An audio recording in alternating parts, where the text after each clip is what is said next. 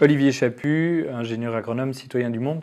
Depuis 2009, je m'intéresse aux dynamiques de groupe, au processus d'intelligence collective et comment prendre des décisions par consentement, arriver à se mettre d'accord, intégrer les voix minoritaires.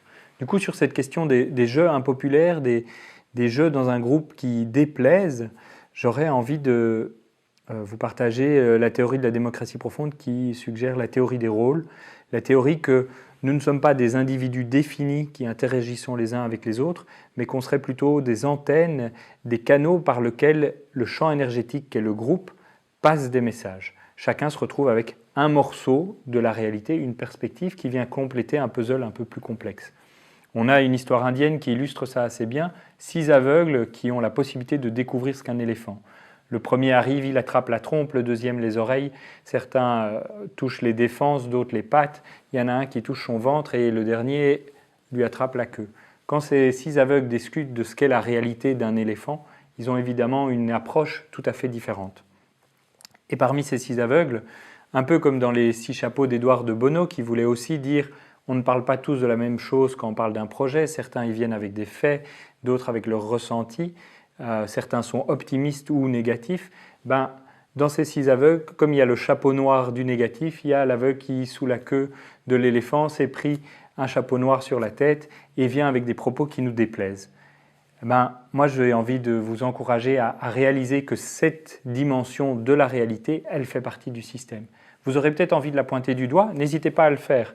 Mais dans ce cas-là, rendez-vous compte que derrière un doigt pointé, en dessous, si vous faites le travail de retourner votre main, il y a 3 doigts qui pointent sur vous.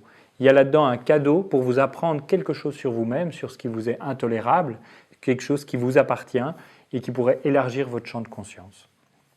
De manière plus globale, je pense que ce qui aide les jeux plus réservés, plus timides, plus lents à avoir une place dans un nous fort, qui veut vraiment s'enrichir de toutes ces perspectives. Ce sont des tours de parole systématiques, ce sont des temps individuels de préparation où on va s'efforcer d'écrire quelle est notre perspective. Je ne suis personnellement pas opposé au groupe non mixte de préparation, pour autant qu'on organise les délibérations.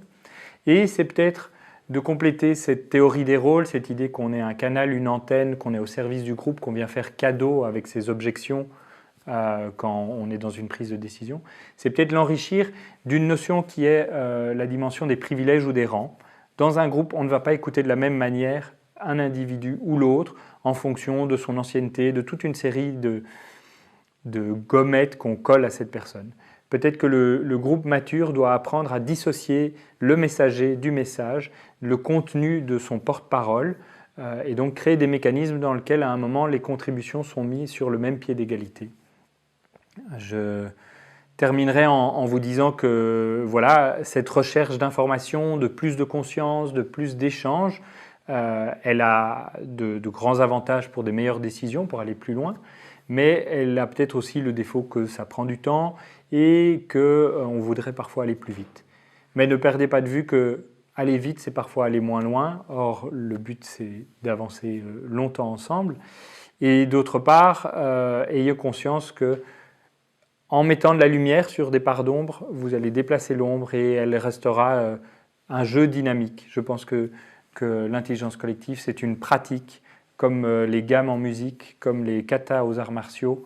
C'est à pratiquer encore et encore que nous ferons mieux ensemble. Donc, bonne pratique.